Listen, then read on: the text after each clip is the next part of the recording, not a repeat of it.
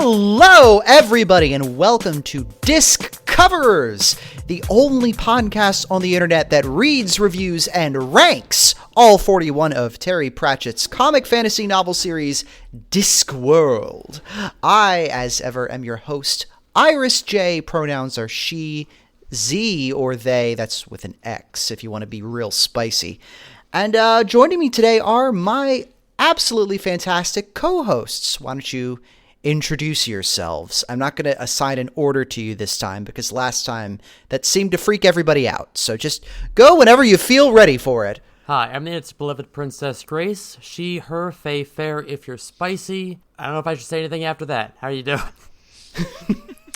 Hello, I'm Juniper Angel. I was gonna come up with like a great Halloween bit here for my name, but we're recording this the day before Halloween, but it's not going to be out for a few weeks at least, so by then it'll just be like Thanksgiving time, I guess. It'll be outdated. Yeah, let's Still, talk. I'm spooky all year long. Pretend I'm scary. Happy November! Yeah, I'm still Belina. I am still she/they. I didn't even think about trying to do a bit until it got brought up by everyone else, but oh well. I'm pumpkin spice or something. I'll save my bits for the horse podcast. That's usually what bits are for, yes. God damn it. God damn it. I need to see a girl about a horse. Girl. So yeah, today on the podcast, we are talking about the 10th book in the Discworld series, Moving Pictures. A very transitional novel, I would say. A watershed, even. A watershed, yes. And one that devotes its time entirely to parodying one specific facet of modern culture, that is the cinema. So we'll be going on cinema at the cinema today. I give this book 3 buckets of popcorn out of 5. What do y'all say? Do we want to throw it to our synoptics first? Yes, why don't we throw it to our synoptics, Belina, for an expert analysis on what this book actually is about. If you are ready, Belina, feel what free to take it away. Book? I definitely read it, but I want to hear you say it. The last priest of a now-forgotten religion has died. That means there's now nothing stopping from something sleeping underneath the holy wood from waking up and spreading its scintillated tendrils in an attempt to get its foot in the metaphysical and existential door. This influence leads the alchemists of Ankh-Morpork to inadvertently invent movies, aka moving pictures, aka clicks, which then leads them, along with everyone else who can hold a hammer, a camera, or a set of reins, to pile into the immediate vicinity of Hollywood and build the ramshackle microcosm of the motion picture industry. Meanwhile, Unseen University is given every possible warning, which, as they will do for the rest of the series, they will ignore until the problem quite literally shows up on their doorstep. The vortex of excitement and melodrama catches up everyone nearby, including one Victor Tugelbend, the laziest and hardest working student wizard, and one Ginger, nay Greta Withel. The two end up becoming the first and only breakaway stars of Hollywood, though they both rapidly become aware that reality is getting wonky. Animals are talking, people are acting out of character, and Ginger keeps getting possessed by something that keeps drawing her to an ancient ruin holding a rippling, straining hole in reality. Things come to a head at the premiere of Blown Away, the largest and most ambitious click to date, wherein enough of this moving magic has built up that the Quicksilver screen has finally let some things through from the dungeon dimensions. Sorry, yes, we're ending another book with those. Victor comes to the realization that for once being a wizard is an asset and uses the magic of the cameras to fight back one fraction of a second of a time, just long enough for gravity to stop another unspeakable horror. Of course, this is Discworld, so we need a second climax. Victor, Ginger, and the senior faculty of the UU all race back to the ancient cinema in Hollywood, where they have to wake up a living Academy Award, which finally seals things back up. The Hollywood magic finds ways to spend its remaining self in one last montage, and life returns, mostly but not quite, back to normal. Hell yeah. Well done. That covered all the points. That made me realize how little plot there is to this book in a way, yeah. But yet it doesn't feel like that. I would argue it drags in the middle as it really beats its one joke of, hey, the movie's a little too much. I mean, okay, before we get to that, I want to make an important point about this book that I feel like has to be acknowledged in its favor. Yeah. This book isn't Eric. Correct. Yes. As we learned from the last episode, things can always be worse. Did you know that most books aren't Eric? Things can always be Eric.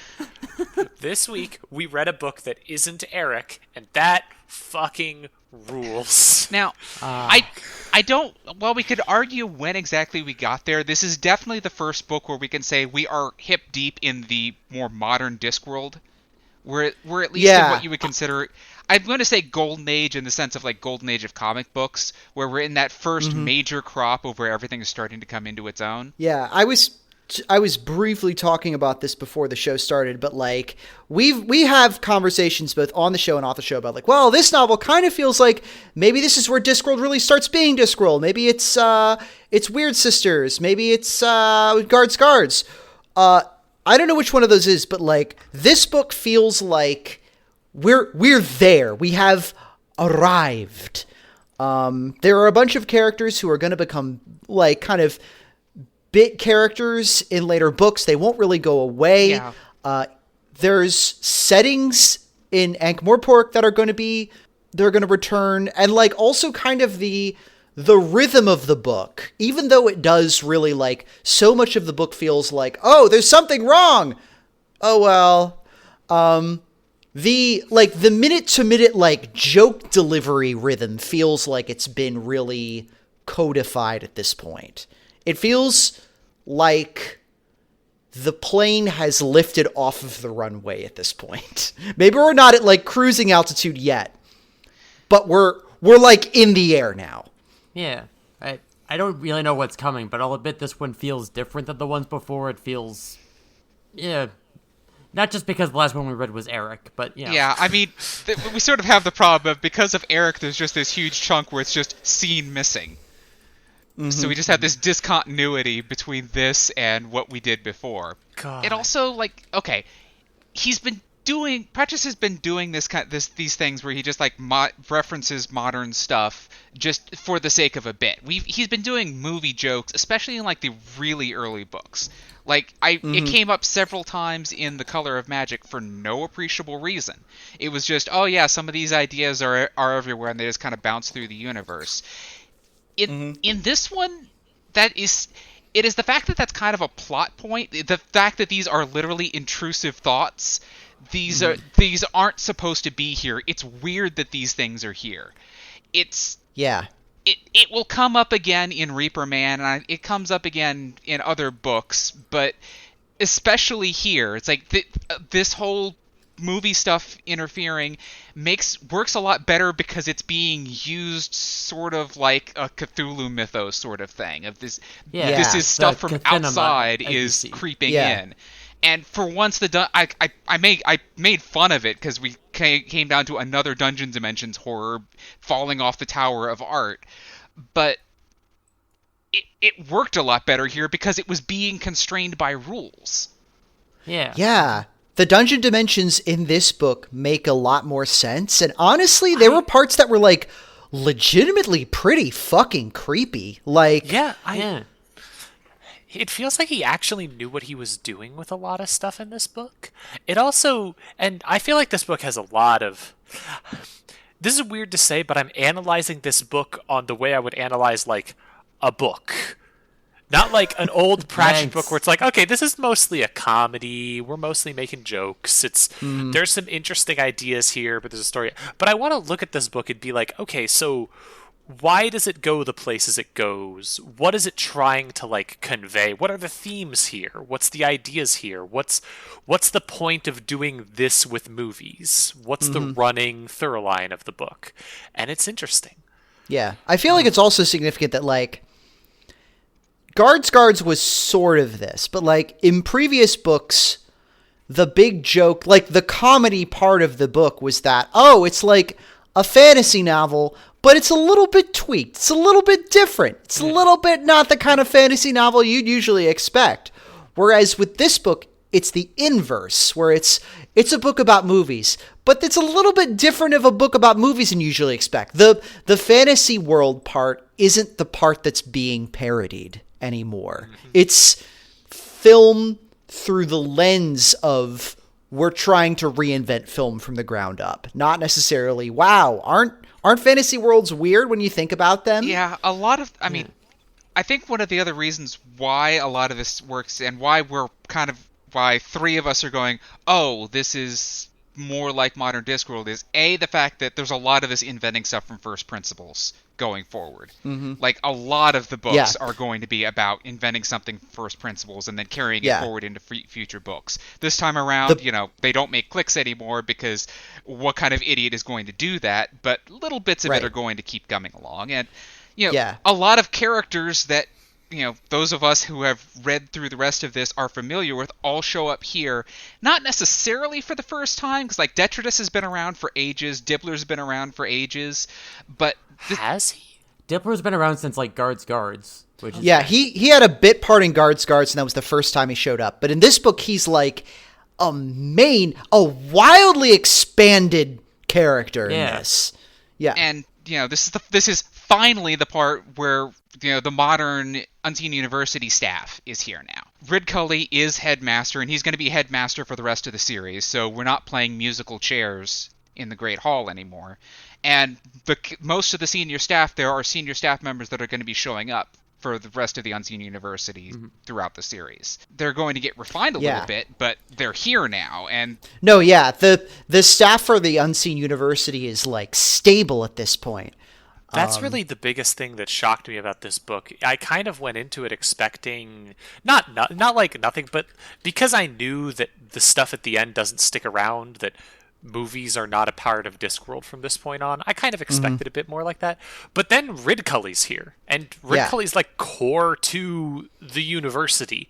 His character is like one of the main things I think about when I think about Unseen University. Yeah, Wyrd Cully's maybe the most important character to emerge from this book, because he's in the biggest problem with Unseen University, no offense, of course, Belina, but the biggest problem with Unseen University is that it's a very static setting. It's very like previously, in order for things to happen there needed to be big, crashing, world-shattering events, whereas Wyrd Cully's a very proactive kind of guy. He doesn't always understand what he's looking at, and he's like not always correct or anything, but like he gets other wizards moving the plot forward in a way that just didn't happen in previous books. Yeah, first of all, I did, like I said, I took the piss out of them here. I was like, they spend the entire book just going, that's weird, and then just going back to whatever they were doing. Even Wyrd Cully's like, well, that's weird. As the resonator, or I can't remember what term they use for it. The thing that measures the risograph. The risograph, thank you. As that thing continues to just get more wildly destructive beyond what it's supposed to. And that's sort of just a thing. The university just doesn't do things. They are too static. But Wyrd Cully does everything teeth first, and he literally shoots first and asks questions later. So he actually gets the university useful eventually. Yeah, like already in like Reaper Man, he's like a major prime mover, and we're only going to see that. We're not going to talk about that because we're not at that book yet, but he becomes so much more central to like moving whenever there's wizards on the page, he's kind of prodding them forwards. Or they are running from him and getting prodded forwards in another way. Right. I think part of it is just that he's a really great character. He's really, really good contrast to the rest of the wizards. Just like because he's different from them, in that he's weird dude from the English countryside who wants to go out and shoot birds all day and get up at 5 a.m. But at the same time, he's also still an old shitty guy who's at a university, and so he isn't actually that much of a step away from everyone else. And it creates a really great dynamic where he's like fighting with them, but they know they're on the same side because they're old shitty dudes at a university. No, yeah. It actually works really well. This book was good. I feel like we could all say so. Like everyone enjoyed this book quite a bit, I'd say. Yeah, I would say it dragged in the middle, but it was good on the whole. Yeah, better than a sharp stick in the eye. Correct. Okay. I don't know how to respond to that. We never heard that phrase before? No. What? Yes, you did. It was in Psychonauts. This is better than a sharp stick in the eye. Well, I think the one in Psychonauts was slightly better than a mouthful of nails. That's the one that everyone remembers, yes. But now we're getting we never even had that off podcast conversation. We don't have the bonus episode where we just talk about Psychonauts 2. Yeah, remember when I ended the last episode with, instead of reading Eric, you should play Psychonauts 2? Everyone did, and then we just spent a bunch of time talking about how good it is. I was right. It was great. What a good game. But yeah, speaking of wizards, by the way, and wizards who do things and wizards who don't do things, I want to talk a little bit about the main characters of this book, because they are characters who do not show up later in the Discworld series. They are one-offs specifically for this novel. It's a shame. I think Victor Tugelbend is a really interesting character. Yeah, they should have had him do it. They should have had him instead of Rincewind this whole time. Yeah, what do y'all think about Victor? Okay, I loved the concept. I dearly appreciate somebody who will do twice as much work to avoid doing a job in the first place, although I don't understand what any of that has to do with his character for the rest of the book. Yeah, I feel like this is kind of one of the things that I feel like didn't quite work about the book. I really like the main character. I think he was charming in the ways that he acted. I think that a lot of the stuff that happened was like, it worked really well. It was a good characterization, but also I don't get why he was there. The beginning with him at the wizard school felt really disconnected. That never comes up again. He never even mentions like his uncle's inheritance or whatever. The weird thing here is, first of all, his study buddy, Ponder Stibbins, does go on to show up in Unseen University stuff for the rest of the series, despite the fact he becomes a regular. He's just a weird little bit character here who just lucks into passing his exam because he gets Victor's copy. But I spent most of the book going, wait, why is he a wizard? What does that matter? And it only kind of comes up at the end, which anybody else could have made the connection, because it was just, movie magic is magic, and you can make use of it if you know how to follow the trappings. Yeah, I feel like, as Grace said about the middle dragging on, I feel like it kind of gets lost in the middle a bit. Like, it's a good idea for a bit. There's, like, movie magic is magic, and so at the end, he's able to solve a lot of this stuff because he understands magic, and he knows how to deal with this shit. But, like, it doesn't really... The thorough line between that and between what actually happens is vague, I think. Yeah, like, that was my big complaint, is that the middle, it seems like it spends a lot of time with, like, I'll do all these jokes about movies. The Century of the Fruit Bat Studios, and, I had the strangest dream about the MGM lion, or, and some of those jokes do work. I wrote down a couple of them that were pretty good, but a lot of them are just like, hey, this thing that we have in the real world? They're alluding to it. I wish they hadn't done the Oscar joke 4 times. That really got old. Like, before we reread this, that was the one thing I remembered about this book, and hating that joke, and it still didn't land.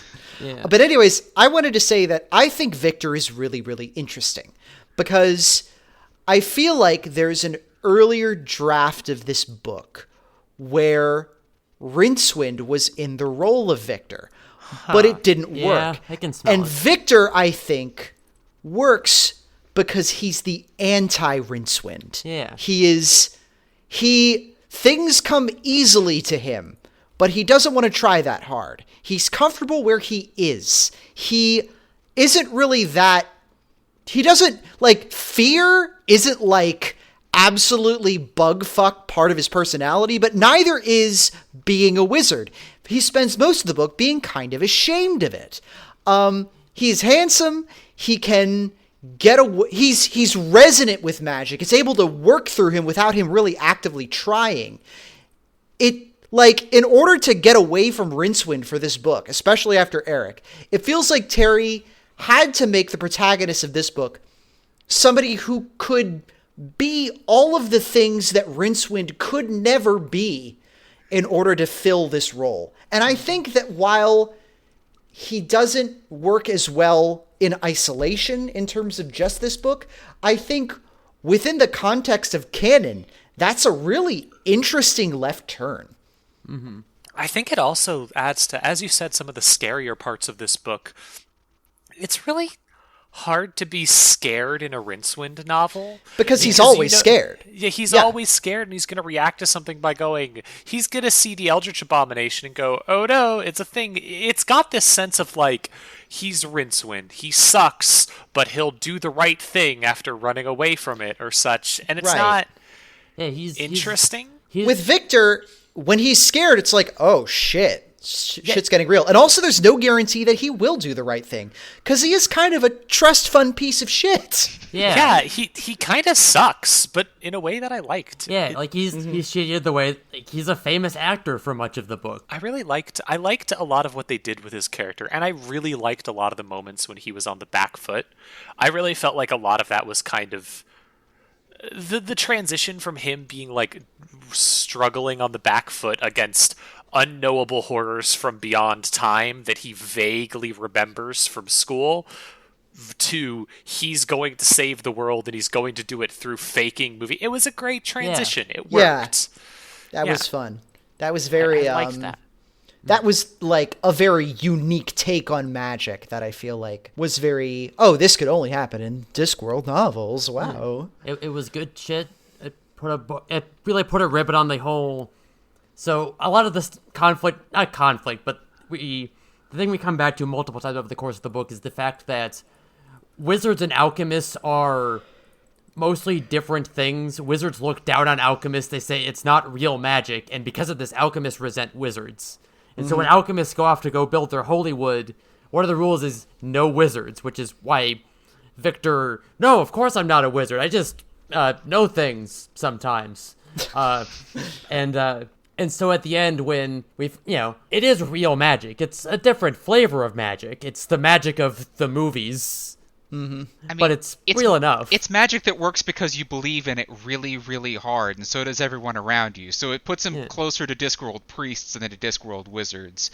And I don't think that, we're never going to be going through movie magic stuff again, so that's not itself going to come up, but, getting people to believe in things is going to come up several more times. It's going to be entire books. Absolutely. I think that the biggest companion volume to this absolutely is going to be Soul Music, which is just the plot of this book, but with, like, rock and roll instead of movies. Also, laying my prediction down here, better. Yes.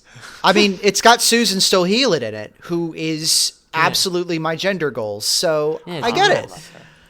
I on the subject of the main characters, I did like Victor a lot, and I liked what they did with him. Ginger, meanwhile, I tried she's very a bit hard. Of a lamb. I tried very hard to find anything to say about her when I was doing the summary. I had to just settle with what one of her other names is, because really all you could say about Ginger is that she exists. Yeah, she's the only girl. Yeah, she's like, which is unfortunate because there's a lot you could say about being a female, celebrity in the dawn of moving pictures. I think there's a lot of interesting angles you could explore there. And I think that it might have been even more interesting if Victor and Ginger's roles were maybe reversed. But I get why we couldn't do that, because despite Esk's best efforts, there really aren't women in Unseen University, and et cetera, blah, blah, blah. I mean, anything that Pratchett was going to say about women in movies, he did much more of it through Ruby than he did through Ginger. Yeah. I liked Ruby. Yeah. Yeah, Ruby was... There were parts of the story that were a bit like... but, like, overall, I liked the gags. It was funny. The ending of that storyline with her just deciding to knock Detritus over the head, that was good. That was a good bit. Yeah. I liked it. I loved literally anything involving trolls in this book. The trolls in it are delightful. Yeah, they rule. 100% excellent troll content. If you're into Tron-tent, but not like the film Tron. I mean, you could be into the film Tron, but it won't have anything to do with this book. Yeah. I guess there were rocks in the film, but only briefly. Yes. Yeah, I feel like Pratchett really she feels a lot like, okay, a film needs a leading lady, so... I mean, her job was literally to be a damsel in distress over and over again. Yeah, both in the clicks and off the clicks. That was her job. The most important thing she does is she's asleep for it. Mm-hmm. Yeah. Which sucks. It just... I really would have loved to see... Actually, okay, this brings me to my other big issue with this book. I feel like Pratchett went for some really cool ideas here, and there's some moments in this book that are genuinely like, oh shit, something is happening here. Like, at one point near the end, they mentioned they found a hole in reality, and then they used it for entertainment. Yeah. And that's what caused all of this. That they looked at this horrifying thing and were like, well, we could have fun with this, and that's the reason everything went to shit. And I love that idea. That's such a great idea. But there's bits and pieces like that. But aside from that, I don't feel like I fully understood why a lot of stuff happened in this book. Yeah, other than the dungeon dimensions, like, it was...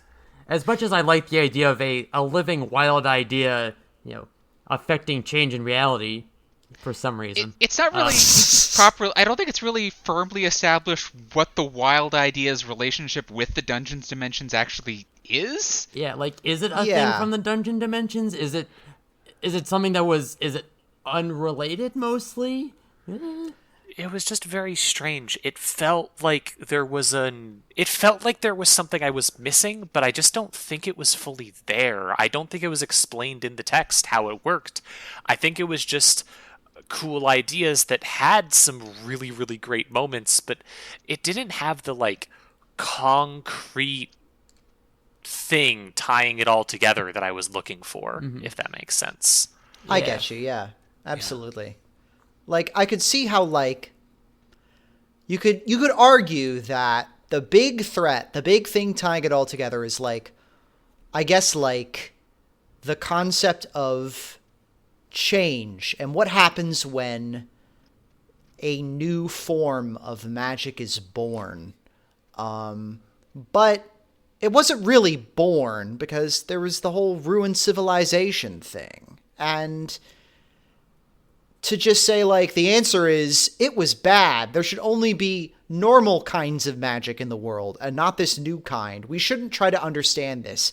Does feel kind of retrograde. I mean... You know what I mean? I don't really blame the fact that everybody says, oh my god, put that thing back where it came from or so help me. Because, the utter chaos that it caused. Mm-hmm.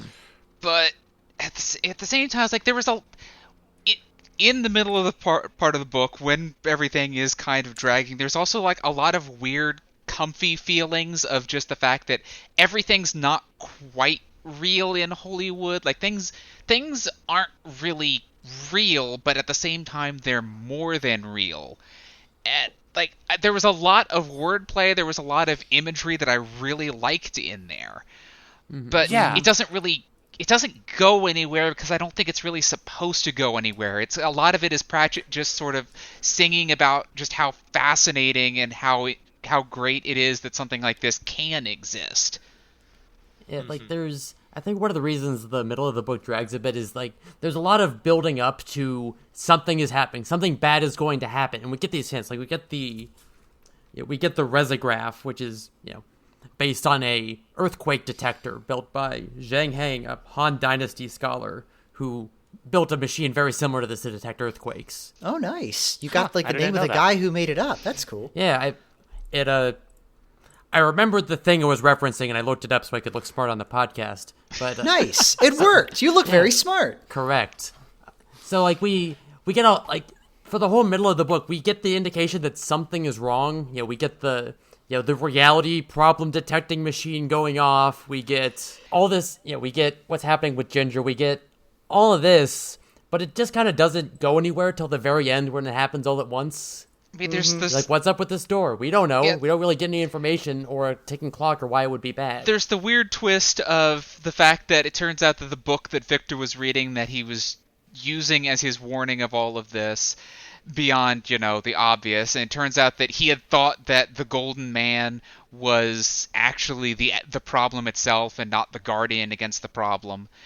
But, like, I don't fully understand why we needed that bit. It felt like it was explaining something, but it felt like it was explaining something that I didn't like. It's like if an author comes and is like, "Oh, actually, that glass over there had the poison in it," and I'm like, "There was poison?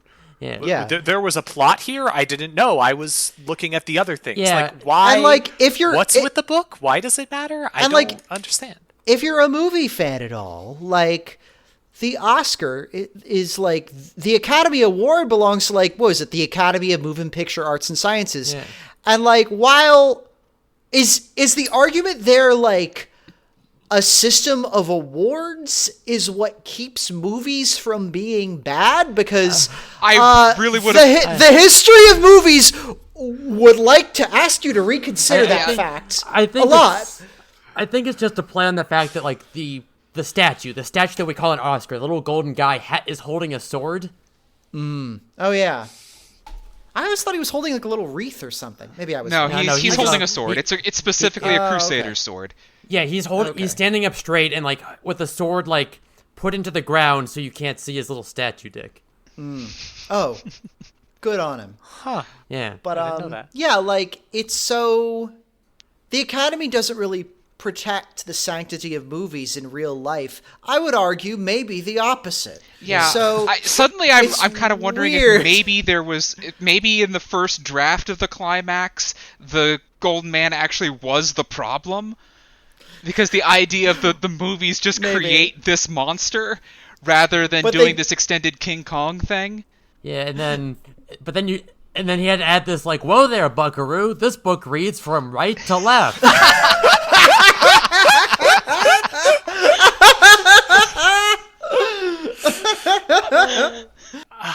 That was like that's another thing. There were like 12 different secret things happening by the end of this. Like, you had the Guardian, you had the movie magic, you had the book, you had it felt like there were too many different plot things colliding at times.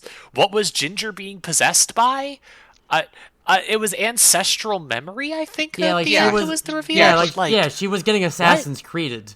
Yeah, she was supposed to be going in to wake up the Golden Man, except the ancestral memory didn't know how to do that and wouldn't have been strong enough to do it anyways, because she was basically just going up and just tapping it and going, "Hey, wake up," instead of hitting the giant gong, which required a troll to do anyways. Yeah, but it didn't quite work, but at the same time, like, I didn't mind that much because it was really funny and cool mostly, and had a lot of great bits. Now, the substance wasn't amazing. The style was nice. Yeah. The trappings, I loved. Personally, my whole favorite part of the book was the part where they first actually get into the cave and they find down there, like, a moldering movie theater with a packed house full of dead and rotting skeletons, like, all staring with rictus grins at this empty blank movie screen that is shimmering and hanging in air. That is so fucked up and, like, cool, and so it feels like it's torn out of a different book. Like, they accidentally went too deep and went into another book setting. Yeah. I feel like that vibe was, like, the core of, like, what Terry was trying to get at. Like, that vibe of, like, this is something here should not exist in this setting at all. And those were the best parts of using the movie magic, was when this just, they're in, like, it's effectively a sunken city. I mean, when you again, we're talking, like, invoking, I hate saying Lovecraftian, but there's no better word for it. Like, he does call it the Cathinima, right? Yeah. Oh, right. It is chthonic, yeah. Which is What's a great the name of the book again? It's 1990. Oh, you said what's the name of the book? Unfortunately, at this moment, we experienced some momentary technical issues, and also we decided to take a bathroom break. We now return to the episode in progress. Hey, we're back. Sorry, we had to take a quick break there, but what were we talking about? The Cathinima, I think. Yeah, the spooky, otherworldly shit happening in the sunken city. Yeah, that was cool. Oh, I remember. I was remembering gag. What was the name of the book? The book of the film? The Necrotelonomicon. Yes. Yeah. That was that it. comes That was back. that was a good gag. Yeah. Yeah, like Yeah. we've heard about it before, but we actually get to see it in this one. Yeah, finally. Speaking of gags, I want to also talk about the other most important character in this entire book. One who will be returning for future novels, too, thank goodness. What did y'all think of Gaspode, the Wonder Dog? Before we do this, I think I should say, hey Grace, Gaspode comes back, which is weird because this book implies that he won't. Yeah, But okay. he does. So Gaspode was originally supposed to die at the end of the book, which is really obvious when you're reading it, because we get right up to him talking to Death and going, oh, you're hallucinating, Death. Okay, well, never mind, I guess. But, yeah, it also has him just sort of lose sentience like all of the others, but apparently it just comes back to him in a later book. Yeah. I remembered how to talk. It's fine. I'm pretty sure the explanation is that he hung out too much by the by Unseen University and just ate a bunch of wizard stuff. I mean, it worked for the that made him rats, sentient so... again. Yeah. He's. Anyways, I was actually thinking of this when you were talking about Rincewind. Gaspode is the one who's constantly reacting to everything by being like, this sucks, this is shitty, I hate this. And it's great, because the main character doesn't have to do that. Yeah. Yes. And and Gaspode's a dog. He's like a brat about it. He's like, I'm not your pet or anything, but I'll hang out with you because I like you. Mm-hmm. Yeah, there are a lot of digressions in this book about how he feels trapped between the world of being a domesticated dog and a full-blooded wolf, and about him trying to find his way between those two poles.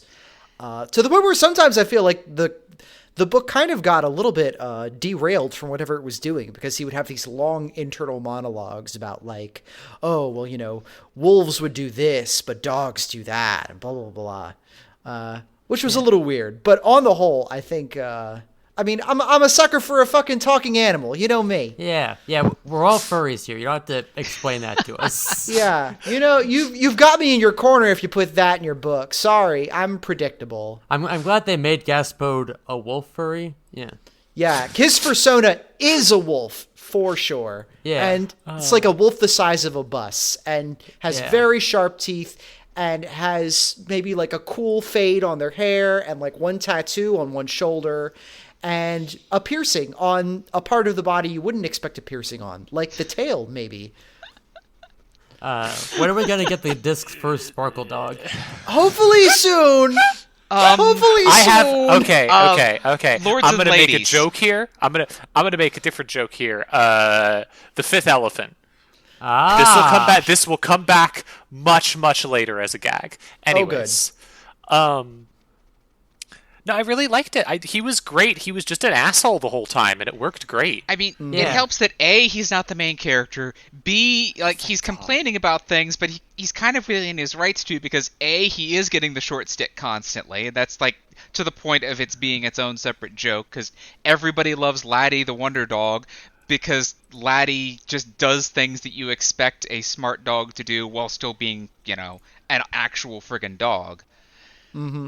And Gaspode's had a rough time of it. He's allowed to be angry about this stuff. Yeah. Oh yeah. Yeah, he's kind of charming, honestly. I really appreciated him. He also has more sense than the rest of them put together, so... Yeah, I also appreciate the kind of the voice of person who has reason and is telling everyone else that this is a terrible idea and they should instead run in the other direction. In this case, it's a dog who everyone's like, oh, shut up, you're a dog, and that's kind of the gag, and it works. No, yeah, he can't get in the way of the plot too much, because he is a very small and somewhat sickly dog. But he can at least say, this is a terrible idea, you shouldn't do this. Mm-hmm. I think the other animals who gained sentience in this were not quite as charming, but they're interesting, only there for I guess. jokes. They're only there for They're jokes. there Yeah. so you could do you could have the cat talk like Sylvester, you could do Right. a Tom and Jerry thing with the mouse. The duck. Yeah. The duck that nobody can understand because, you know... Yeah, you can have the rabbit say, what's up, duck? Yeah. I feel like we should talk about the actual weakest part of this book now. Some of the really bad movie gags. Yeah, that's what I was like complaining 80% about of the earlier. book, but go on. Like, some of them were good. Like, I remember the elephant merchants, the guys who get the Dibbler's order for 1,000 elephants. That was the best gag in the book. Like, that ruled, and, like... I disagree. When we get to... It's 1,500 miles to Ankh-Morpork. We got 360 elements, 50 carts of forage. The monsoon's about to break, and we're wearing these sorts of dark glass things on our eyes. That was a good joke. I appreciate it. Yeah, okay. That- I really always didn't- laugh for a Blues Brothers gag. Yeah, I really didn't expect a Blues Brothers gag, like, at that point in the book. Yeah. But that was great. Yeah. Not just that, I loved when it was like, oh, elephants crossing the mountains. How are we going to work this into a Discworld book? It's an order for a movie set. That's so Discworld to do, like, okay, yeah, there's that famous thing in human history where he brought a bunch of elephants over the Alps. But here it's because of a shitty movie order. That's so Discworld. Yeah, in the and by the best time possible way. they actually get there, it's it's just a brick joke about selling really big sausages. It's good. Yeah. It's great. It's such a build up for the joke, and then it gets to such a wet fart at the end, and it's like, oh, like in a satisfying way. Yeah, it it's really disappoints good. the reader. It's really good. Incidentally, Iris, you're wrong. That was not the best gag in the book. The best gag in the book was the payoff to Dibbler's attempt to commercialize films. Oh, Yes, that yes. was- you're yeah. right. God, That this was really good. had... Okay, the Five subliminal straight thing minutes was of absolutely going to be subliminal my message. answer for when we got to what was your Yep. favorite gag. Oh So, my god. to explain this, there's a running gag where Dibbler's constantly trying to work commercials into the films, like making random banners for the armies have signs on them or such, and they keep getting cut out by the director, who's like, you can't do this, it'll ruin the film. And then Dibbler finds out about subliminal messaging, where he could just sneak one frame of an advertisement in, and no one would notice. And you get that, and it's like, oh shit, he's going to do something terrible, and it's going to ruin the film. And then, like, 50 pages later, you get the payoff, where the director comes in and is like, I found 5 minutes of nothing but a plate of ribs in the middle of my film. Why did you do this? And he just goes, well, I figured if one frame could make him hungry, what could 5 minutes do? And it's so funny. It was so good. It's such a good gag. Just, I mean, that killed. That is the character of Dibbler, where he will get an idea in his head and he will find the worst possible way to implement it because he thinks that you can just scale everything up. He is an incredibly persistent businessman, but he fails because he does not know how to do anything reasonably. He's great. I'm so excited for him to come back over and over and over and over again. We were supposed to talk about the gags that didn't work. Shit. Well, I mean, that was a gag about something that didn't work.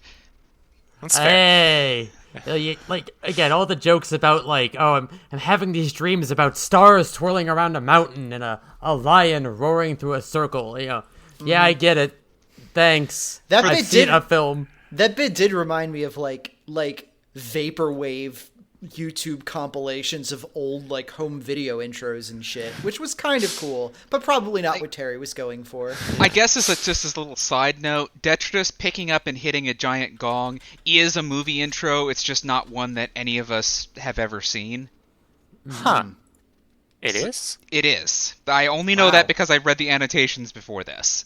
Oh, I should have read yeah. the fucking annotations. The annotations are about a tenth as long as you expect them to be, because they just realize after a while that look, there's too many movie references for us to document all of them, so we're only going to hit the highlights and the really obscure stuff. It was the logo or the pre-roll for the Rank organization, which was a very British thing that also went out of business in '96. Well, I guess that also settles our thing for what is the most British gag in the film.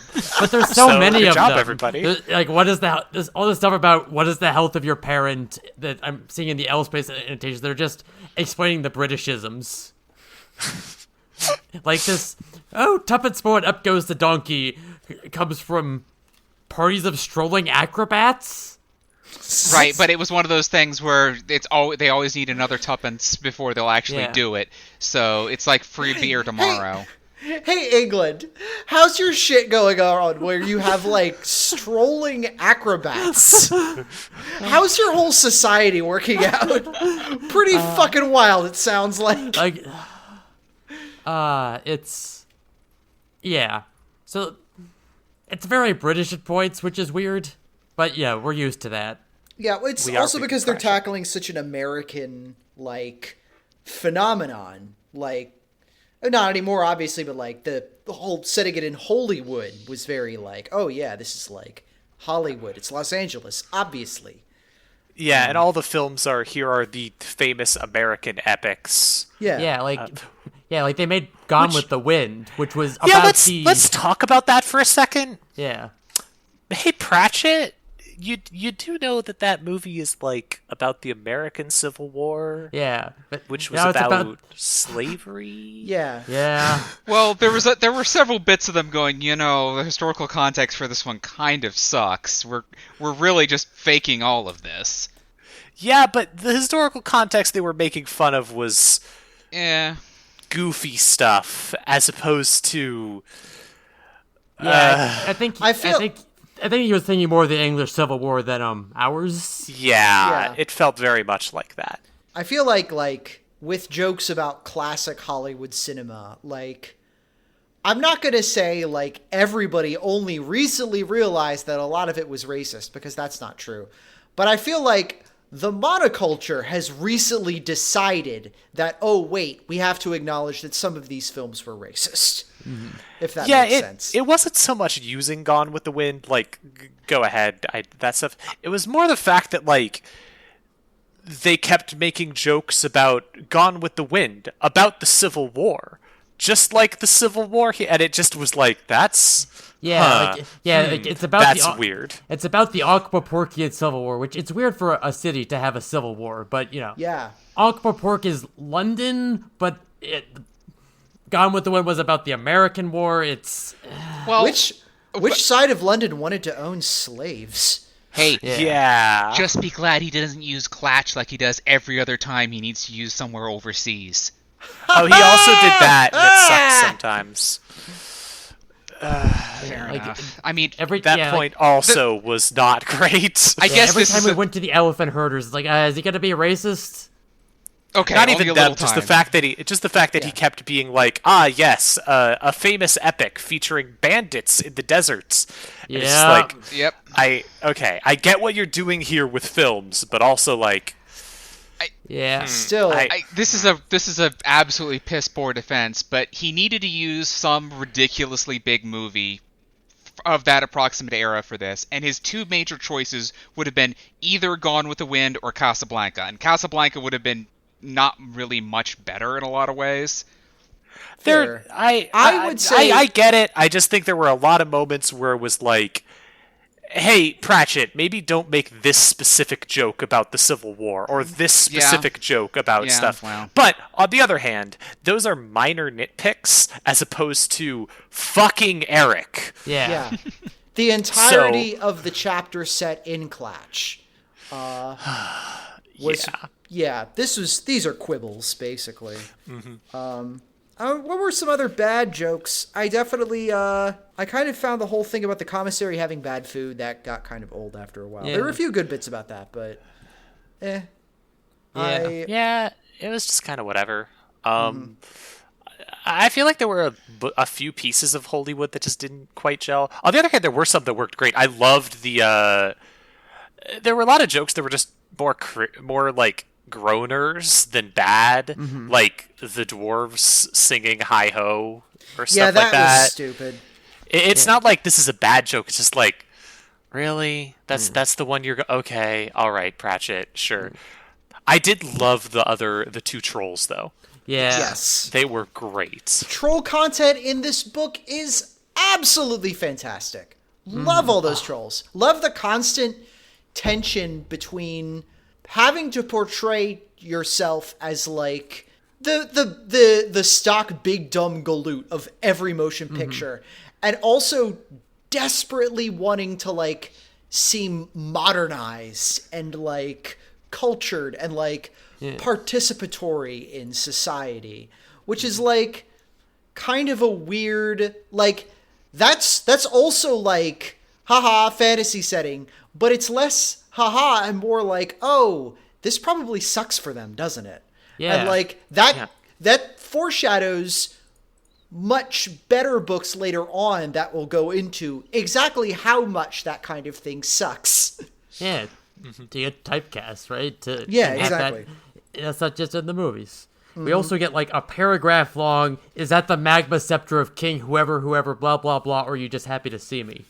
Yeah, one of those long name for a thing. Yeah, I have it right here. What did he just say to that troll? He said as a deep wave of laughter rolled across the room. Rock scratched his nose. Is play on words, he said. Very hard to translate. But basically, she say, is that the legendary scepter of magma who was king of the mountain, smiter of thousands, yea, even tens of thousands, ruler of the golden river, master of the bridges, delver in dark places, crusher of many enemies. He took a deep breath. In your pocket, or are you just glad to see me? Victor's forehead creased. I don't get it, he said. Perhaps I not translate properly, said Rock. See, that's the thing I like with Pratchett when he makes these bad jokes, is he does something where it's like, here's the terrible joke, but then afterwards he follows it up with a joke I find genuinely funny, like, oh, I must not have translated it well. That's good. That's charming. It loses something. But the back half of the book has, the wizards, the higher up wizards at the Unseen University are all basically sneaking out to go see a clique. We got to see what this whole movie business is all about. And there's this weird bit where they attach wires to their ears so everyone will think they're wearing fake beards. Oh, and that was great. And Wendell Poons is just extraordinarily horny the entire time. This is probably the horniest book yet, which I'll get into later.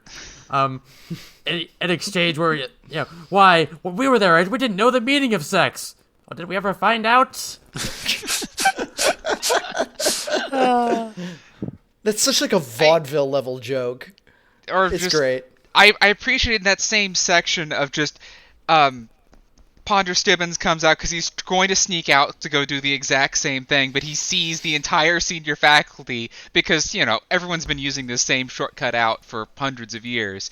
He just has this utter nightmare scenario of the entire faculty waiting there for him, and he just freaks the fuck out, runs the other direction, has a panic attack, and then 30 pages later, he's trying to sneak out again, and then the whole thing with the thing from the dungeon dimensions is happening on the front lawn, and he just keeps having these breakdowns over just trying to sneak out just this once. Yeah, it's really funny. In later books, he's kind of a shut-in, and it's not hard to see why, considering this book.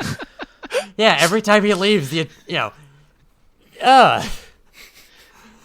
think at this one he even resolves to never try and sneak out again, or whatever. Fair. Next time, just get delivery. I wanted to mention before we got off the topic of trolls again, I also like that this book establishes that while trolls have a billion different words for rocks, they only have one word for every kind of vegetation on the earth, which is oeuvre. But that was cute. And because of that, there's this mistake later on where, like, Ruby's like, Detritus, if you really want to win me over, you have to get girls, like, oeuvre. You have to get them flowers. And he's like, oh, yeah, gotcha. And then he gets her a tree, which is, like, so charming. Yeah. I loved it. I loved Detritus in this book. Good.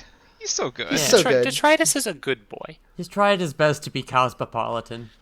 He's a quality boy, and I'm glad that he makes many, many returns in later books. He becomes a regular character because he's delightful. He's already been regular because, like, he's been there guarding the mended drum for as long as there's been a mended drum. But this is like the first book where he has like a personality and an inner life, and that's great. And possibly an inner wife if he plays his cards right. Maybe. I think he's got to worry about the outer wife first. Yeah. Indie game of the year, outer wife. You must embrace the wife within before you can find the wife without. Speaking of outer wives, could you tell us more about how horny this book was, Grace? Yeah, Well, so real quickly, I want to say, because I just checked, Ruby does continue to show up. Really? She Oh. just gets married. Oh, yay. Yeah.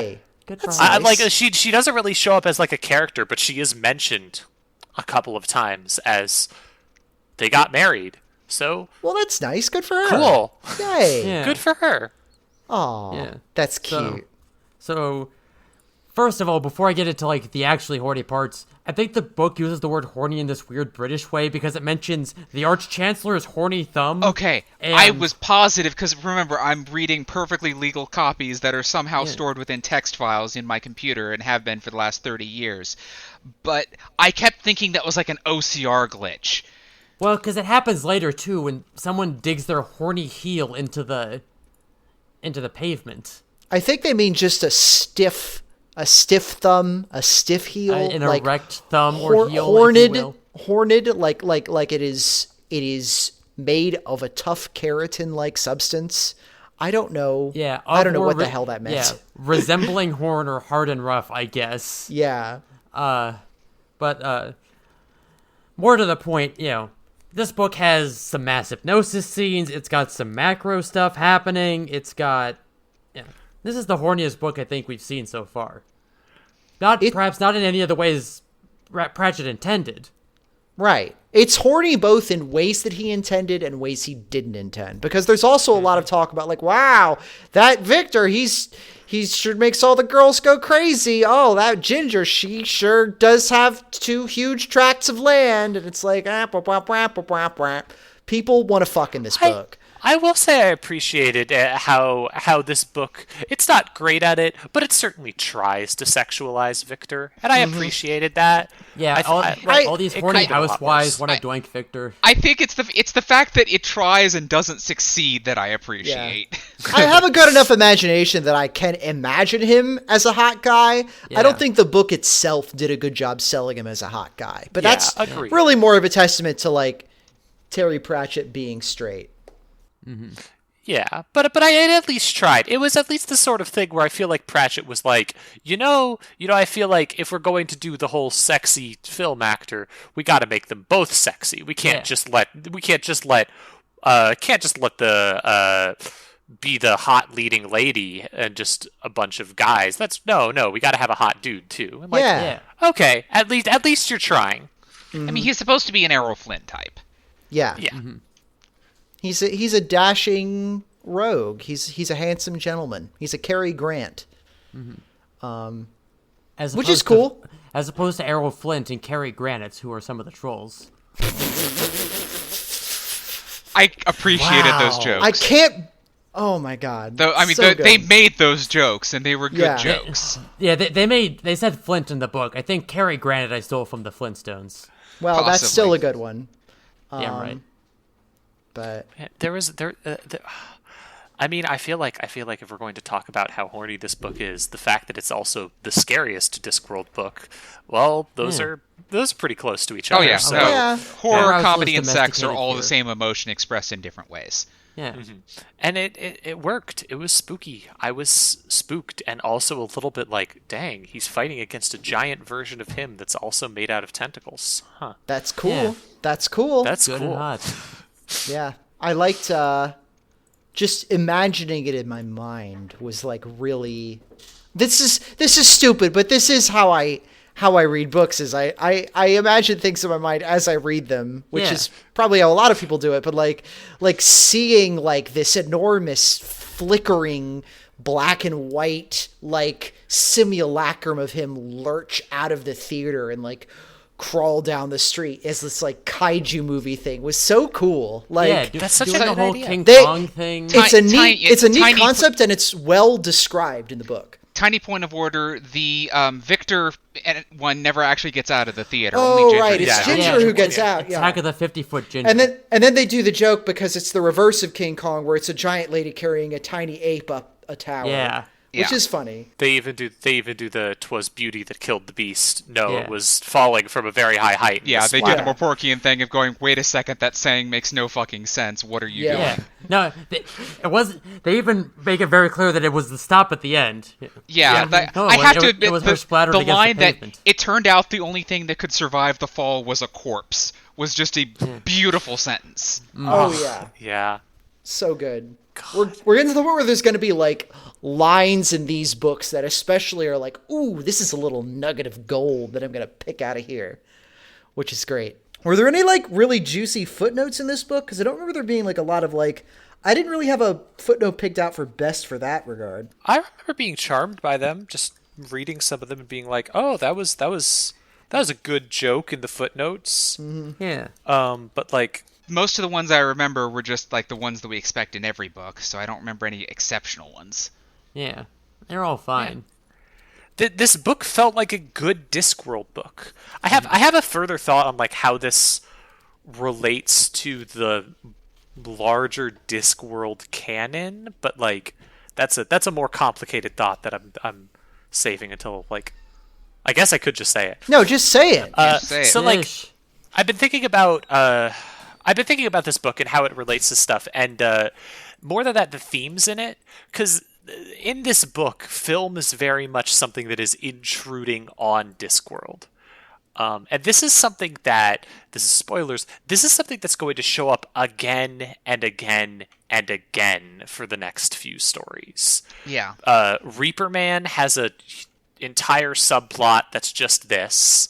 One of the next few books with the Witches series is going to be the Elves, which Yeah. is very similar to this. Soul Music is very this. I mean, this is kind of what Morpork's story is for the rest of the series. Is some modern idea wedges itself in the collective consciousness of Ankh-Morpork, and how it gets expressed varies wildly. Sometimes it's actually a good thing. In fact, a lot of the later books is about it being a good thing in the end.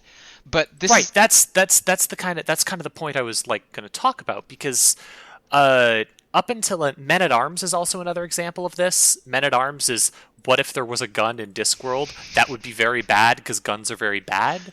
And in all of these books in this era, the reaction to that thing is that would be very bad because this thing is very bad. It's very much a sort of, we don't want film in this universe. We don't want music in this universe. And it's really interesting, especially because a lot of the points that he makes about those things are correct.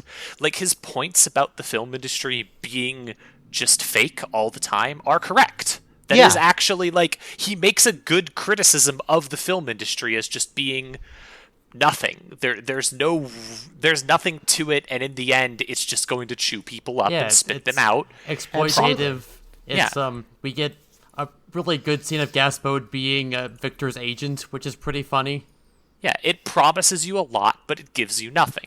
And his reaction seems to be in these stories, and we could talk about this more once we've gone through more of them, but very much like, this is a place that having a bit of modern capitalist sort of like extreme, like late capitalism media or inventions or things would make this place worse, with the underlying idea of, because those things are kind of bad.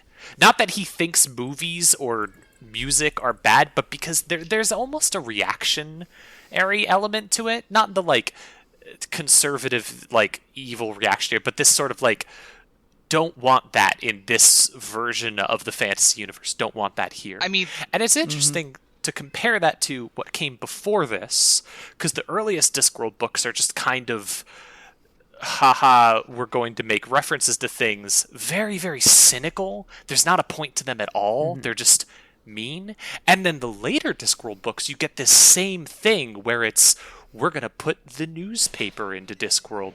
But instead it asks, but how could that be a good thing? What could we do? Like, there's mild spoilers for the truth, but the truth is, here's a newspaper. The bad guy of the truth is a shitty newspaper that prints lies and is basically just a fucking, I don't know what the word for it is, but the fucking it's a Daily tabloid. Mail. A tabloid. Yeah, a tabloid. Like, that's the bad guy. And in the book, they fight against that and establish a good newspaper. So you have this later thing of them like establishing these same ideas, but in a good looking forward way, as opposed to this era where it's just that stuff is bad.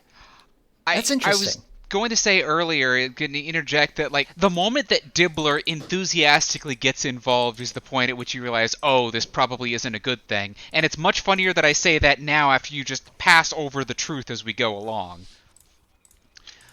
But again, we'll worry about that in like 2.5 years. Yeah. Much is made about how it used to be called interesting and educational films or whatever, and then Mr. Silverfish gets kind of kicked out of his own company as Dibbler takes over. Yeah, it's like the book's whole thing is like, all right, I'm ready. Necessarily inventing new things isn't a bad thing inherently. Sounds good to me. It's more just trying to, I guess, package them within the constraints of consumerism and capitalism. Because like there's other stuff too, like later on, like another good example of like a new invention that changes and modernizes things radically, but isn't necessarily seen as a good or bad thing. Later on in the books are the clack system, the system of long-distance telecommunication that they set up, which have like major plot impact on future books, like actively. But yeah, like with the clacks, they were never like, sometimes they're used as part of more sinister plots, but like they're kind of seen on the whole as a net positive for society. So it's interesting to see. I hadn't thought of that before, the idea that there's like phases during which Pratchett kind of climbs out of this cynicism pit and gradually goes more towards, okay, so instead of just saying like this would be bad if this happened, it's more about like, how could we make this so this wouldn't be bad within this setting? Yeah. How do we thread that needle? That's like my favorite thing about Discworld. That's why like one of my favorite books is Going Postal. That's why my probable favorite book is Night Watch, which I would argue is about this idea, about these things. I'm going to rant for ages about Night Watch, but like, and I have a lot of thoughts about it, but in general, it feels like this is a really interesting era where you have him slowly developing Discworld, but also at the same time, there's just like, there's a sense of like, what, I don't know how to say it. There's a sense of we can't have that this is bad. It's almost like, sure, Ankh-Morpork is bad, but think of how much worse it could be if there was a film industry. Think of how much worse it could be if any of this stuff, which at the same time also creates the sense of it can't get better because what if because we can't progress it, because if we changed anything that would make it worse. Yeah, like how we see this in the first book where Two Flowers shows up with the concept of insurance and then it is immediately used to commit insurance fraud. There's a gag That's in this true. one. There's just an offhand reference to people burning things down for insurance money, and it's just treated like it's been there the whole time. Yeah. Yeah. I feel like you can almost see Pratchett straining at this in this book with like with the fact that like, I mean, as I said, one of the biggest things in this is that the movies are presented as an outside influence, a parasitic thing, but at the same time they're also at the beginning not. Like at the beginning they're just an invention that people come up with, and people start making educational films. And so you have this idea that maybe things could be better if not for Dibbler's capitalist attack, but you don't actually have that because no, secretly films are an abomination from beyond space that is infecting the universe. I was going to say, I think the other part of this conversation that we're not quite touching on is that, like, to compare it with the truth, like, the reason Terry Pratchett could say, oh, well, obviously the point is to, like, make a good newspaper is because, one, he's better at writing and thinking these things out at that point. And two, that concept, the idea of having good journalism exists. I don't know if there really is a concept on ethically running a movie production company now. I don't know. I feel like if there is, I would have a hard time putting that into words as like, oh. It kind of fiddles around with it a little bit because the folks that handle the cameras do have a union. Oh, and good. it's pointed out repeatedly, handlemen. like, you know, they actually treat these people like actual human beings. They're actually being respected. They're being paid fairly. They have mandated breaks. And we're gonna gloss over the fact that, you know, their demon abuse is just demons aren't people, so we're skipping over that bit. But the fact that the actors go, wait a second, hold on, Yeah. we're important to this. You can't actually get rid of us because you've already filmed half the clique with us in it. Yeah. Like, Yeah. if Hollywood had existed long enough, there probably would have been unions going in. Yeah. Gaspode is like the first agent. Yes. Yeah. He's Yeah. Victor's agent. That's- You should get a day off. You should get a percentage of the gross. Do you know what book I think this works the best in? This kind of idea? The book that I think this works absolute best in, no contest, is Men at Arms. Because you could say that the argument of Men at Arms is, hey, guns shouldn't exist. And you know what? They should. You know what? If you want to make your book about how putting a gun in a fantasy universe is a terrifying thing that is a eldritch force from beyond space, yeah, all right, I'll buy that. I'm down for that because, yeah, they're fucking terrifying. This is a terrifying idea. Okay, I get that, and I appreciate what you're doing there. Yes. That's an interesting thing. I feel like in this book, there's just a bit too much of like, well, maybe films could be something good to fully embrace the no, secretly they're a horrifying monstrosity from beyond like time. films aren't like, you can argue that like part of the problem was that Dippler made this gigantic, huge scale, he made this gigantic movie that didn't really happen. It has all these violent scenes, but like you shouldn't make big blockbuster films because they'll come alive Yeah. and try and destroy the city. I mean, it basically comes down to the point of it only takes one asshole to ruin this for everybody. yeah, Right, except it isn't one asshole because there was a horrifying thing invading from beyond space. That's I mean, It only takes one cosmic, multi-dimensional asshole to ruin this for everybody. Yeah. I mean, the same problem you have in a lot of fantasy stuff. Like, there's a lot of like the anti-Silicon Defamation League for the trolls, but you have the fantasy racism problem of, well, the things people are afraid of are things that the trolls actively do. So your analogy kind of falls apart. Yeah, it's something that I feel like this book doesn't really work, but at the same time, like its heart's in the right place at least. Yeah. It's just a weird thing, and like I appreciate the other things the book tries to do, and like I liked the book a lot. I can't be that mad about it. It's a very cool book. Yeah, because you get the sensation that like you have to have a big, like, for lack of a better term, set piece. You have to have like a big action-y climax. It feels like Pratchett had a really cool and reasonable idea of like, what if film was something invading from beyond space that you get in the coolest and creepiest moments of this story. Yeah. Moments like the my favorite point that this book does is the moment when they're like, no, this is something they looked at a crack in reality and were like, let's use this for entertainment. That's horrifying. That's so creepy. That is so fucking creepy. And it's great because that's also like the internet. Like if we found this today, someone would set up a webcam in front of it and put it on Twitch. Yeah. Like, we know this. Oh yeah, absolutely. And I'd already have another 50 or 60 hours logged onto it. I had my salty bet phase. That's great stuff. I love that idea.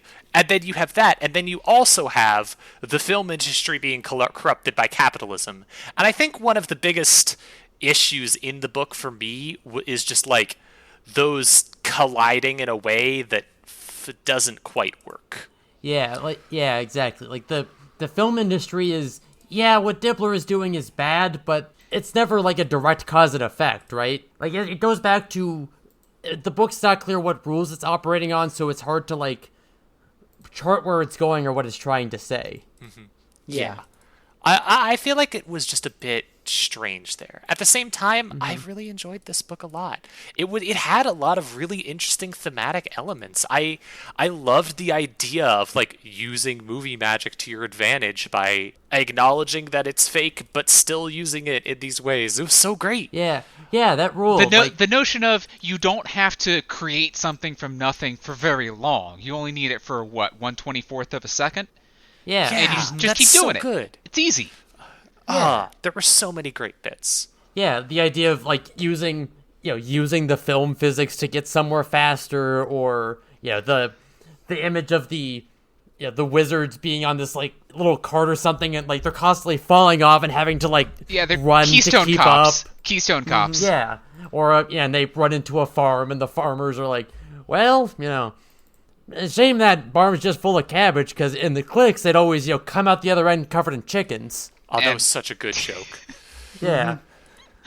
And then it happens for Victor, where he busts out of the barn like covered in chickens. But for the folks tailing him, they are not so lucky, because they're not directly being acted on by the movie magic, which is great.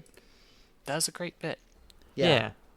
I Or even like climbing the rickety stairs of the Tower of Art, and the stairs are missing, but so long as you don't look down, you're fine. He just has to Wile E. You can Wile E. Coyote Coyote your way up Yeah, the stairs. it's fine. If this were a less climactic scene, there would just be a scene transition and it'd be at the top. It'd be fine. Yeah, it's just like how the start talks about there's hundreds of protagonists on the Discworld or whatever. There's about 500 protagonists. And before we wrap it up, I also want to point out we've had long conversations about the things in this book, and we've talked very little about the middle of this book. Oh, Yeah. yeah. Well, like we said, not much really happens other than the movie Yeah. getting filmed. Yeah, It it's drags for a while. We get Victor and Ginger being like, we get that while they're on screen, while they're acting, they don't remember what happens. Yeah. And I think it's interesting, too, that, like, everybody thinks that they're a couple, but they're not. Like, pointedly, they're not really a couple at all. And then at the end of the book, like, they don't really get that much of a happy ending. They're just kind of like, well, I guess we'll just Guess kind I'll of... go be a milkmaid. Guess we'll go back to our old lives. Oh, well. Which was really weird to me. Yeah, Like, especially because they're never going to show up again. yeah, like, Yeah. nothing comes of that. They just have to... Yeah, like, they have a little bit of like, well, we're really the only two who like have gone through this together. Yeah. All right, bye. I kind of interpreted it a bit better with just like the sort of like no one else gets this but us, but at the same time there's sort of this camaraderie because we're the only people who understand it. I like that sort of a bit, but it was weird. It was strange. I like it better than them getting like matched up. Yeah. I didn't want. It would have been weird if they started dating at the end, though. We do get the very good line of, "Your girlfriend is an agent of demonic powers," which, yeah, I mean, I get it. Been there. I'm dating at least one witch. There really wasn't a lot going on in the middle. Beginning and end, though, pretty good. I mean, the weird thing about this is you couldn't really cut out the stuff in the middle, because the middle does have to escalate everything. Yeah. Because It's all this more had like- to be built from nothing and then built up. So while there's not much to talk about, it's because we're talking about all the Yeah. stuff that it had built up. It's not that the middle was like had stuff that could be cut out. It's more like that it could be like the middle could have just been a little bit more efficient, a little bit more Yeah, it was streamlined. repetitive. It spent a lot of time reestablishing things. If you do that, then you have to cut out some jokes, and it's like, well, the whole point of the book is the jokes, obviously. I don't know. It's a You balancing have to act. cut out the whole singing in the rain scene. Yeah, that part wasn't necessary, and you could tell there was a bunch of setup for that. But I could tell that gotta have a singing in the rain scene, I guess. But we do also get the phrase dragon stud book, so it's impossible to say if it's bad or not. This is true. Absolutely true. Okay, so it sounds like we're kind of wrapping up, so I'd like to take things over to our most exciting and controversial element of our podcast that sets us apart from all the other hoi polloi Discworld podcasts that exist. Wait, I don't have to do my thing about what was the funniest gag. Yeah, We already we've talked been about through it, that. yeah. We had We went through we it. spent 10 minutes on that. We talked about funniest gag and most British thing already. Huh. Yeah. Okay, yeah, continue. No, Sorry. no one even got Scropula in this one. Yeah, amazing.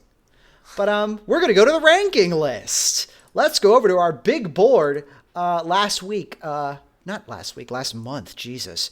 Last month, Eric managed to slide on in at spot 9 out of 9 books. Really impressive. And I also tentatively, though I didn't really... We've been discussing doing this for a while. I just kind of arbitrarily put them on here, but I'm of course open to discussion from the three of you. I added lettered tiers to help us organize things a little bit easier. Going from E for Eric all the way up to S. The only book in the S category is Guards. Guards right now, though, none of these are set in stone, obviously. They're all okay to be moved around. I am not some sort of final arbiter of what I mean, the podcast is the final arbiter, but... The podcast is, but we are all the podcast. Yeah, That's what I mean. We have to convene the brain trust. Yes. Here. Right. Our 4 brains together will create the truest and most objective analysis of Discworld, and all other analyzers can quit because we're on the case. Here's my hot take.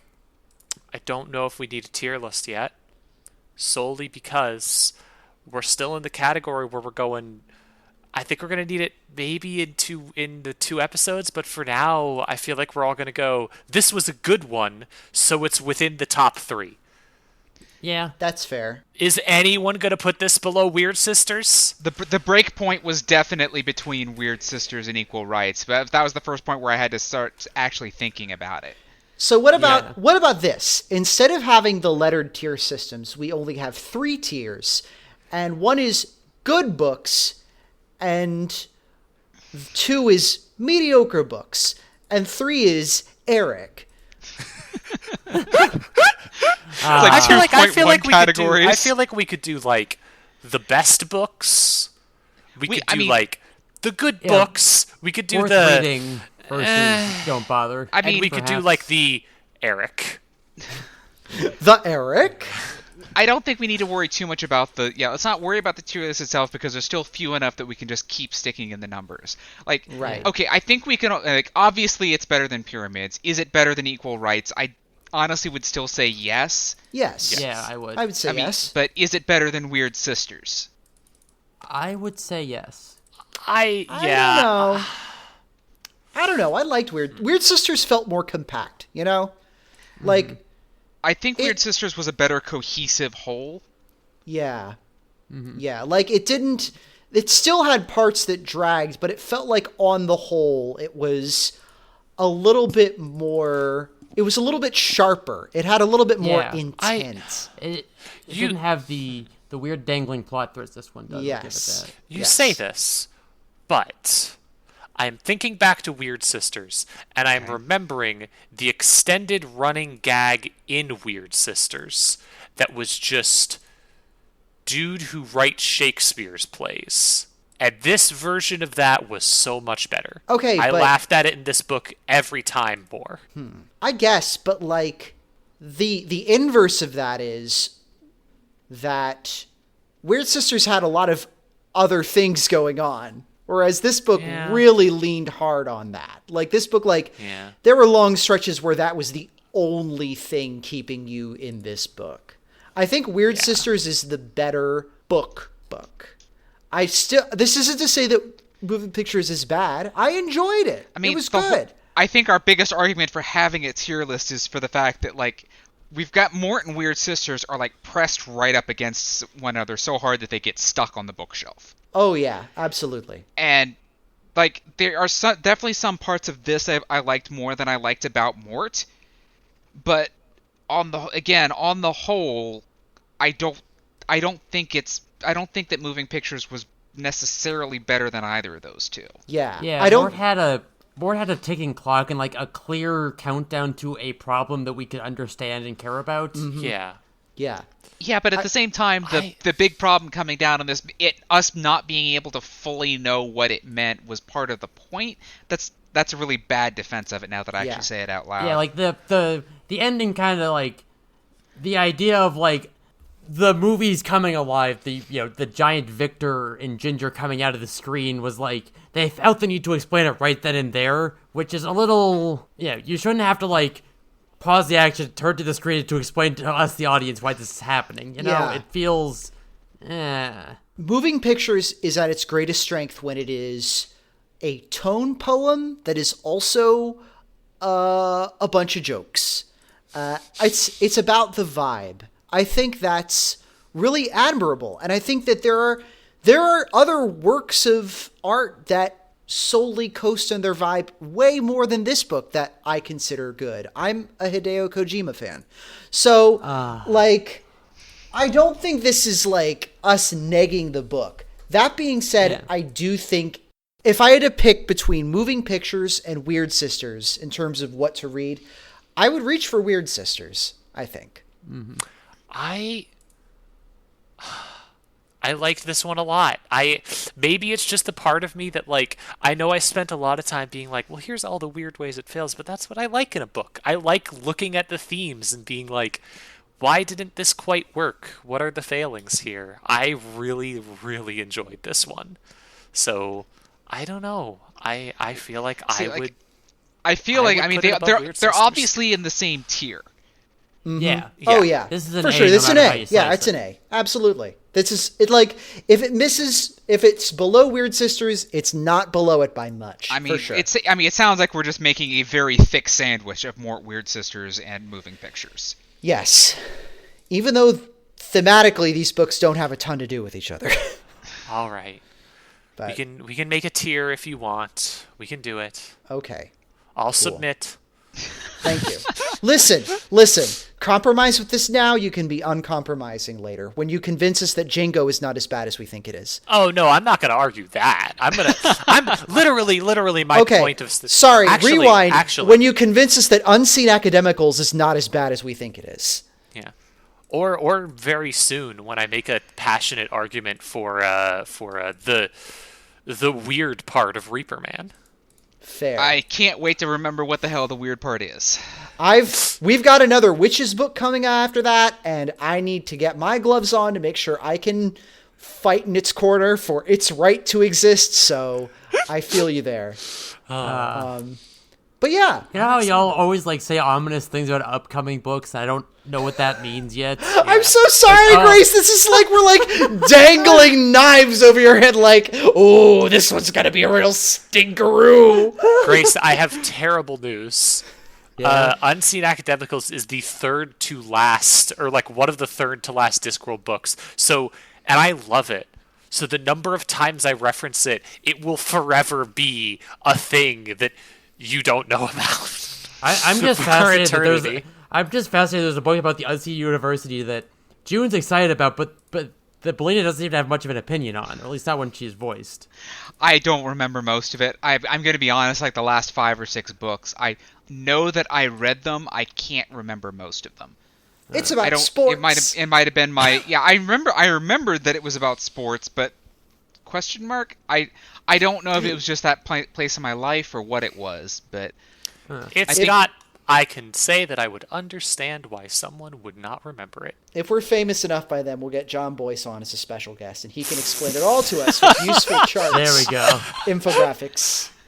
Oh God, I don't think the idea of guest stars on this podcast even remotely crossed my mind. Yeah, there's already 4 of us. I'm not actually thinking about having guest stars. I know That's that, too but many it's people. just, that joke. At the very least, I want to, even if like not having them on the podcast, I want to talk to friend of everyone on the podcast, Bear, about Reaper Man, because Bear is the one who made the impassioned argument for the weird part that everyone dislikes about Reaper Man. So even if like we can release it as like a little bonus ep or something. Yeah, that'd be nice. That's an interesting idea. Like an auxiliary episode. Yeah, we'll talk about it later. Anyways, I can't wait to read the weird bad part of Reaper Man. Before we go, I wanted to mention that we didn't get any fan mail this time around, but we have gotten some good fan messages about Eric. One of them is... Are there Eric defenders? No, but there's some good notes. Or no, there was one, from Rose of Nobility on Twitter. Hey, just wanted to let y'all know you convinced me to hop aboard the Discworld journey again. I'm starting Guards tonight after finishing the podcast app. Last time I started trying to go through DW, I stopped at Pyramids, but y'all convinced me it was worth just skipping it. Thanks to Dispod for starting me on this journey. I'm about to start Witches Abroad now. This is a month later. Oh, I missed this person's last comment. Skipped Eric, but I'm laughing about how much y'all hate it. And then also on Mastodon, everyone's favorite decentralized social media platform, Kirby at tabletop.social says, a pleasure to listen to as always. Y'all are extremely funny, which can't be said for this book. Fun fact, I knew a guy called Eric who read this book based purely on the name. It was his first Discworld book, and despite that, he became a huge Discworld fan. I borrowed most of the books from him when I read them the first time. My first one was Hogfather, though, which some friend of my mom's gave to me at some point. I don't remember. I'm looking forward to Hogfather. It's the Christmas one, and it's got death in it. It's so good. I love the idea of Eric being carried entirely on the fact that every time Eric comes, like, ah! That's me! We're just talking about me. I'm the shitty wizard kid that nobody likes. Mm-hmm. And then, well, the devil seemed to like him well enough. Yeah. And finally, Rocario at kind.social posts, the latest episode of Discpod mentioned that Homestar can sing the Night Court theme. I was just driving. I tried to picture it and just busted out into the hold music song. Thank you, Rocario. Hold music. Oh, also, sorry, I missed this one. Lily at queer.party posts, I've been rereading along with the podcast by listening to the audiobooks. Excellent choice. Audiobooks are underrated, I feel. I definitely read the vast majority of the pre-2010s Discworld books when I was younger, but I'm beginning to realize how little impression the Rincewind subseries made in my memory at the time. That is fair, but to also be fair, there was a big gap in between, like, Eric and when the next book in the series, Interesting Times, comes out. I'm going to say my book that nobody should ever have to like about the Discworld, but I like, is a Rincewind book, The Last Continent, the one about Australia. That book is pretty indefensible, but when I was a kid, when I was like a teenager, I didn't know shit about Australia, and I thought that it was purely cool because nobody set books there ever. So that was neat. I'm looking forward to reading that one again. Hell yeah. Hell yeah. But yeah, thanks for writing in. If you feel like writing into us in the future, we have several ways you can do that. We have a Twitter account at DiscPod. We also have a Mastodon account at DiscPod at queer.party. If you want to write us a longer note, you can write us at... what? God, I am having a brain fart right now. Disc at hypnovir.us. Thank you. I was like, is it DiscPod or is it just Disc? Oh my God, I don't remember. Like, worst case scenario, it'll come to me and I can forward it to you. Oh, like, thank you. Anything at Hypnovirus will get to me. Yes, but Disc at hypnovir.us can reach us. Feel free to let us know about what you think about the books we discuss. Read along if you like. There's about a month in between each episode. That makes it pretty easy. Join our little book club. It's fun. Also, our website is anchor.fm/discpod. You can find us on Spotify. You can find us on Apple Podcasts. You can find us on Google Play, I think, at this point. Wherever high-quality podcasts are sold. And also our podcast. But I'm Tish. I mean, I feel like we could make a claim for being the most high quality podcast that anyone here is on. Well, I mean, I don't know. Grace is on some bangers. Yeah, Grace. I was you heard about the one where dunking on Grace's podcast here. You heard about the one that's about the isekai with My Little Pony, right? Because that's the new one. That's a good one, too. Yes, I guess very aware. It's named something along like, I guess we got hit by a truck and now we're horses or something. Oh, no. I might not be saying that right. I'll plug it when it comes around to my turn. Okay, cool. Worry. In that case, I'm Iris J.